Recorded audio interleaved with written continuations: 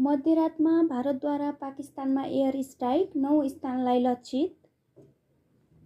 भारतीय सेनाले बुधबार राति अपरेसन सिन्दुर अन्तर्गत पाकिस्तान र पाकिस्तान अधिस्थित जम्मू कश्मीरमा रहेको आतंकवादी शिविरहरूमा एयर स्ट्राइक गरेको छ।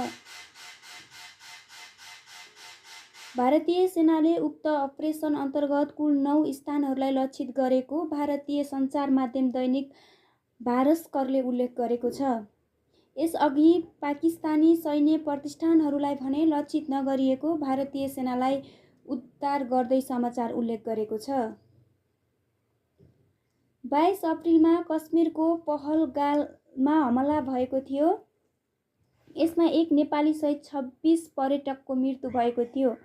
आक्रमणकारीहरूमध्ये पर्यटकहरूलाई उनीहरूको धर्म सोधेपछि गोली हानेको बताएको छ।